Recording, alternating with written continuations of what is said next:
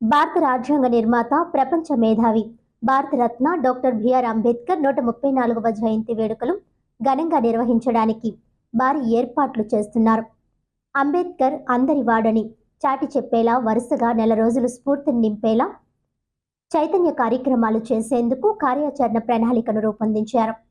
భారత రాజ్యాంగ నిర్మాత, ప్రపంచ మేధావి, భారతరత్న డాక్టర్ బిఆర్ అంబేద్కర్ 134వ జయంతి సందర్భంగా ఈ నెల 14వ తేదీన అంబేద్కర్ సేవా కేంద్రం ఆస్క్ ఆధ్వర్యంలో అంబేద్కర్ జయంతోత్సవ ర్యాలీని నిర్వహిస్తున్నట్లు ఆస్క్ వ్యవస్థాపకులు, స్వర్ణాంధ్ర నిర్వాహకులు డాక్టర్ గుబ్బల రాంబాబు వెల్లడించారు.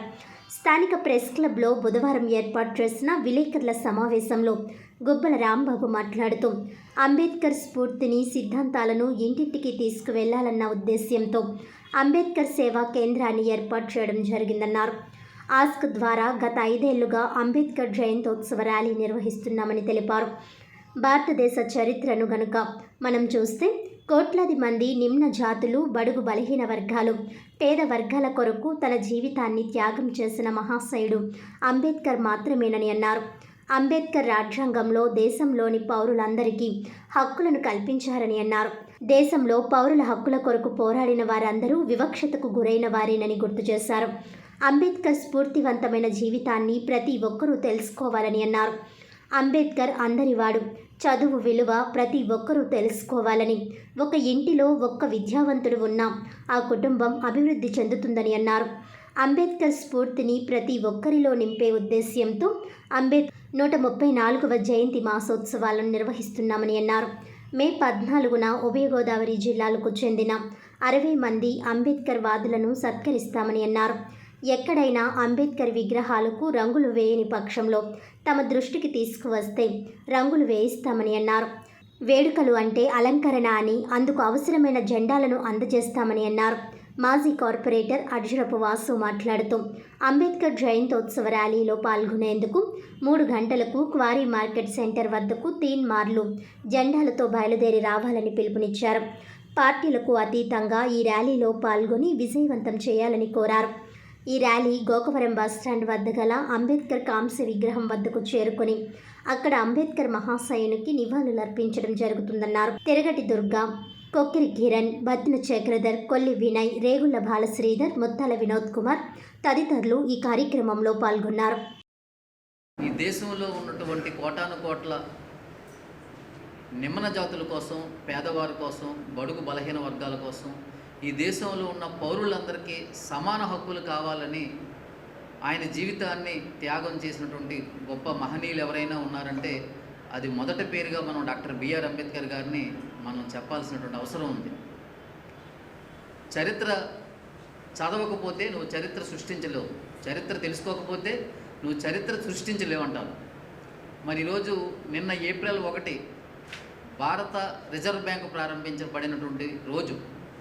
అసలు భారత రిజర్వ్ బ్యాంకు పెట్టాలని ప్రతిపాదించి దానికోసం ప్రతిపాదన ఎంతో కష్టపడి తయారు చేసింది డాక్టర్ బిఆర్ అంబేద్కర్ గారని చాలామందికి తెలియని విషయం.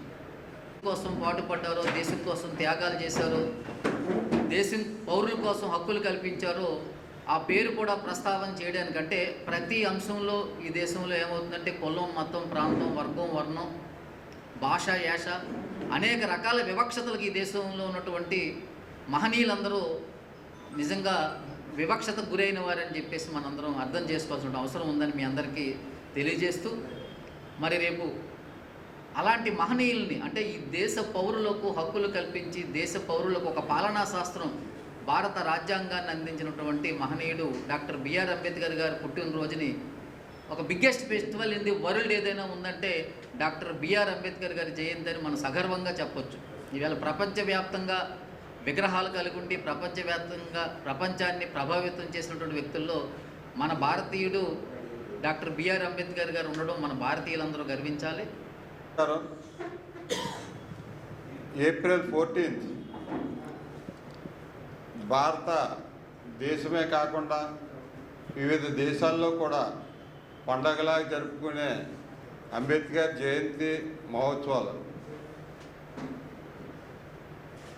ఈ కార్యక్రమాన్ని మేము అంబేద్కర్ సేవా కేంద్రం ద్వారా ఆస్క్ ద్వారా సుమారు 5 సంవత్సరాల నుంచి జరిపిస్తున్నాం. దీంట్లో మేము అనేక దళితులకు కావని ఇతరితర వాళ్ళకి కావని ఎంతోమందికి అనేక సేవా కార్యక్రమాలు కూడా చేసి ఉన్నాం.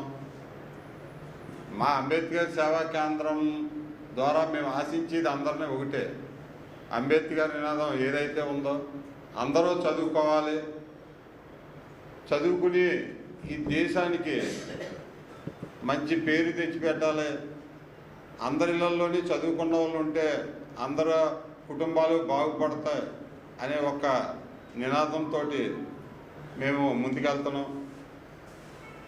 ఈ ఉత్సవం ఏప్రిల్ 14ని ఉదయం ఎవరి పేటల్లో వాళ్ళు అంబేద్కర్ జయంతి చేసుకుంటూ సాయంత్రం 3 గంటలకల్లా క్వారీ మార్కెట్ అంబేద్కర్ స్టాచ్యూ దగ్గరికి అందరూ ఉత్సాహంగా జెండా. మేము ఈ కార్యక్రమంలో అంబేద్కర్ అభిమానులందరినీ కూడా పాల్గొవలసిందిగా కోరుతున్నాం. ఎందుకంటే ఇది పార్టీలకు సంబంధం లేదు, అంబేద్కర్ అన్నవాడు కులానికి సంబంధం లేదు. ఆయన చేసిన కార్యక్రమాలు తెలుసుకుంటే అసలు అంబేద్కర్ కులానికి సంబంధించినవే కాదన్నది కూడా అందరికీ అర్థమవుతుంది.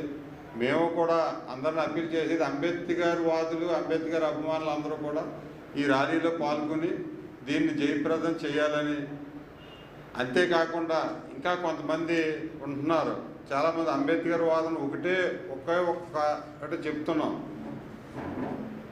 మన రాజ్యాంగాన్ని కాపాడుకోవడం కోసం మనం పోరాడదాం, అంబేద్కర్ నినాదం పోరాడదాం, పోయేదేముంది పోతే బానిస సంఖ్యలు తప్ప అనే నినాదంతో ఇవాళ అందరూ కూడా వచ్చి అక్కడ మన ఐక్యత చాటాలని, అంబేద్కర్ రాసిన రాజ్యాంగాన్ని గణపరచాలని కోరుకుంటూ